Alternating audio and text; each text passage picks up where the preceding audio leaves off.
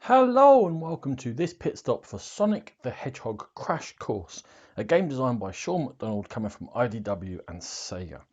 Sonic the Hedgehog Crash Course is a racing game for 2 to 4 players in which each player takes on one of the characters from the Sonic video games and they're attempting to rush around the course, be the first person to reveal new tiles and then have enough flicky birds to cross the finish line and be the winner of the game. On a player's turn, they're going to take 3 actions. Now, if they have any damage, they must heal the damage first. Other than that, if they can't heal, they're forced to move, and the last thing they can do is to gain items. So when you move, you can move straight forward 1 space. We're going to take Tails' turn, and 2 and 3, and that could be the end of Tails' turn. Now, when you're moving, you could also move across diagonally forward when you're going. However, you're looking to manipulate what's on the course around you in order to get a more effective movement going. For example, Tails will finish in last place still when they're doing that. However, if they come here and jump onto this springs them over any obstacles that's in their way, and they would land where Eggman is, pushing Sonic and Eggman forward. And then for their next 2 moves, they can jump across and move forward. And now, rather than being in last place, they're in joint first space. And using your movement wisely and manipulating what's in your environment is going to be the key to winning the game. We come to Eggman's turn. Now, Eggman has got 2 damage. So the first 2 of those 3 actions is going to have to be to heal that damage. And 2 is the maximum you can ever have. It won't knock you out of the game. It will just slow you down a bit. For the third action, because Eggman has healed damage, that means he doesn't have to move on this turn, and he could instead choose to draw items. And the number of items you draw is dependent upon where you are in the race. If you're at the front, you only draw 1 and keep 1. At the back, you draw 3 and keep 1. But if you're there in the middle anywhere, you're going to draw 2, you flip them over, you decide which one to keep, and then move on to someone else's turn.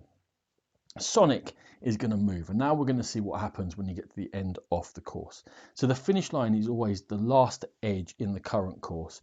When you go over it, if you don't have enough flicky birds, now the number of flicky birds you need to win the game is player count dependent. With 4 people racing, it's 5 and Sonic's only got 2. Then you're going to move the hindmost tile once they've all been revealed and make it part of the course. Now in this case, Sonic could simply put that there, move across onto the new tile, gain another flicky bird, and then carry on with their third movement. But again, similar to as we saw for Tails there, you can use the environment around you. And Sonic's got another one of those springs. They could put that into play, and playing an item never costs you an action. And they can go 1, 2, jump over there and take this tile, including all the items on it, and put it into play. And they've just revealed another tile, earning them another flicky bird. And Sonic now is just 1 bird away from victory. The other way in which you can win is if ever you're going to take a tile and there's still another player on the hindmost tile, that is an instant win for you. Otherwise, it's gaining these flicky birds, and as well as doing it by crossing over and revealing new tiles, each player has also got their own power in which they can earn them. For example, Sonic wants to put these boosters together and use them. Tails wants to use these to jump over obstacles. Knuckles is looking to reveal shortcuts, which you can put into play on these gaps in the walls, as long as it makes sense to. So we couldn't do it at the moment, but if that linked up to the next piece of course and you were behind, you could take a shortcut, and Knuckles will earn flicky birds for doing that, and Eggman simply wants to damage the other players. Now, we've been talking about some of the items you can draw and use. Let's just go through all of those before we finish up. 3 of them remain on the board. We've seen those springs that let you jump over obstacles. You've also got these boosters which will push you forward 2 spaces when you go through it. And there are these crab meats, and they act as extra obstacles. And whenever you land on an obstacle, as well as taking 1 damage, it also ends all of your actions for the rest of that turn. There are 3 other items you can take into store.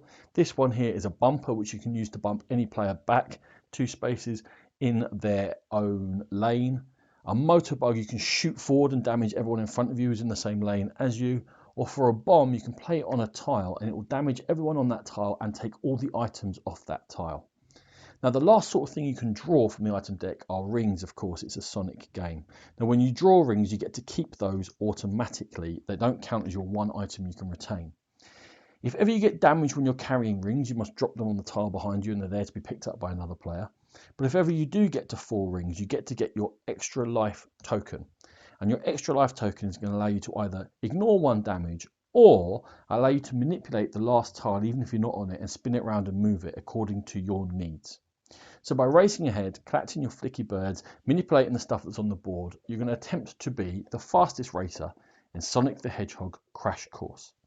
This has been a Game Pit Stop. For more videos like this, check out our YouTube channel. For more in-depth coverage of gaming, please check out the Game Pit podcast. Thank you.